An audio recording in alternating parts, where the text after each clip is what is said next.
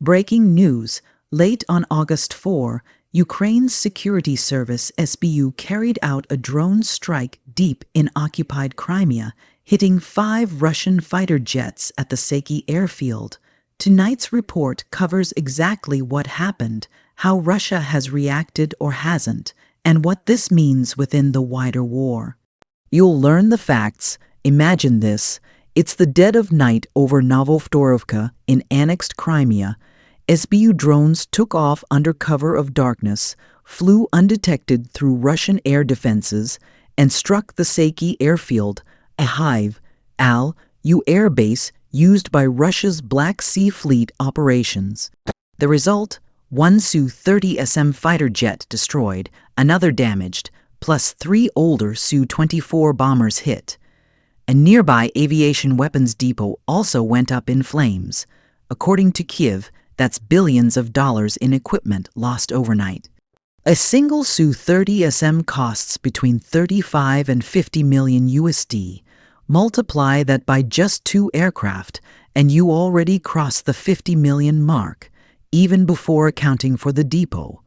This was officially claimed by the SBU Special Operations Center, a mission which described the strike as another step toward weakening the enemy's ability to wage war within hours. Major international outlets, including Euronews, confirmed the same core facts. Overnight drone strike, 5 Russian jets hit, 1 obliterated, 4 damaged, Saky as a key hub.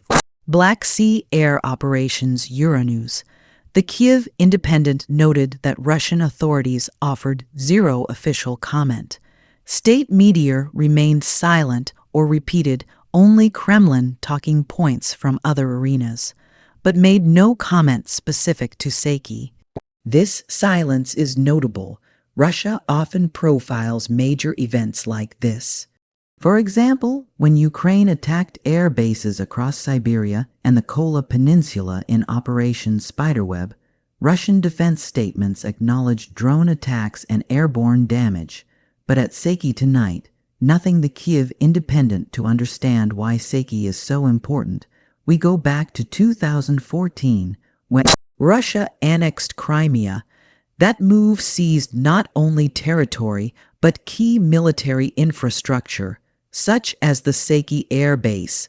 Since then, Saky has housed Su-24 strike bombers and modern Su-30 multi-role fighters under Russia's Black Sea Fleet command. It's used for patrols, targeting long-range missions over Ukraine, radar coverage over the Black Sea, and even as a training ground for carrier takeoff simulators. This latest strike isn't isolated. It follows a long-running satellite and drone campaign by Ukraine into occupied Crimea and deep into Russia. On June 1, Ukraine launched Operation Spiderweb. 117 drones infiltrated 4 airfields inside Russia: Belaya, Olnya, Dyajalvo, Ivanovo. The operation reportedly knocked out more than 40 aircraft, damaging or destroying strategic bombers like Tu-95s and Tu-22MS, and striking radar facilities. Ukraine estimated the damage at over 7 billion USD. That operation was personally overseen by President Zelensky and executed by SBU in coordination with Special Operations Forces. In addition, Ukrainian naval drones, especially Magura boats, have targeted Russian ships near Crimea. In May 2025, Ukraine's defense intelligence said they shot down 2 Su-30SM fighters over the Black Sea using Magura V-7 USV firing Sidewinder missiles. The Kyiv Independent. These attacks represent a shift in Ukraine's asymmetric strategy. Hit hive, Al-U targets where Russia is most confident and, until now, safe. Now consider Russia's past rhetoric. The Kremlin routinely labels Ukrainian drone hits inside Russian territory as terrorism, insists Western help is behind them, and vows reprisal, usually vague.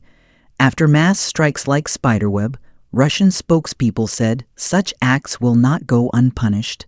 but gave few specifics. Dozens of long-range drone strikes targeting Russian oil plants, rail junctions, refineries, as seen on February 3 in Volgograd and Astrakhan, elicited broad denials, claims of intercepted drones, and no detailed grievance addressing the Saky strike this morning. So after Saky, what happened online? Russian Telegram channels sharing military news quietly echoed that Russia intercepted 61 Ukrainian drones over Russia overnight, including near Volgograd. But the strike at Saky, 50 km from the border, got no direct mention. Governor posts and ministry updates failed to say just now SBU got Saky. No confirmed Russian loss numbers, no reconnaissance photos. Even Moscow's most hawkish outlets appear unusually silent. Meanwhile, Ukraine's leadership framed this again in strategic light. The SBU released a statement saying, "Occupiers must remember they will never feel safe on our land."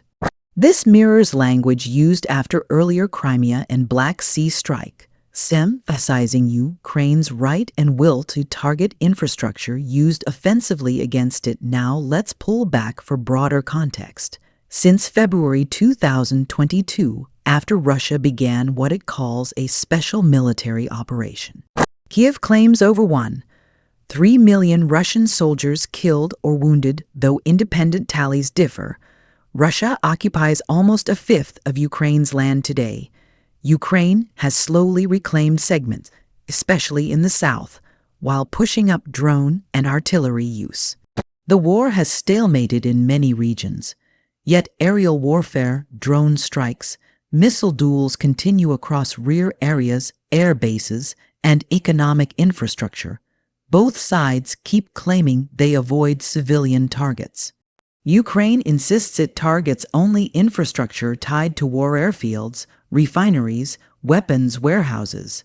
Russia claims its defense forces shoot down missiles and blame terrorists. Yet Russia has also carried out deadly bombings in Ukrainian towns. April 29 strikes in Mykolaiv, July 29 strikes in Zaporizhzhia, killing civilians. Ukraine says its attacks against Russia are a response to civilian attacks and illegal Ukrainian territory occupations. On the diplomacy front, U.S. Envoy Steve Witkoff plans to visit Moscow mid-August amid warnings from President Trump. Either Russia agrees to ceasefire terms by August 8, or America will impose tougher oil-related tariffs. The Kiev Independent. Moscow says it has taken note and maintains it continues its military operation unabated. For your video, here's a suggested structure you can narrate seamlessly. Begin with breaking news. Hook, as shown, describe what occurred at Saky. 5 jets struck, weapons depot hit, cost, significance explain, no Russian comment. Pattern of Kremlin tries to deflect or stay silent, provide historical context. 2014 annexation, previous Saky strikes in 2022 and 2023 were satellite blasts. Detail ongoing Ukraine strategy, Operation Spiderweb, naval drone strikes vs Russian naval fleet, discuss Russia's response stance.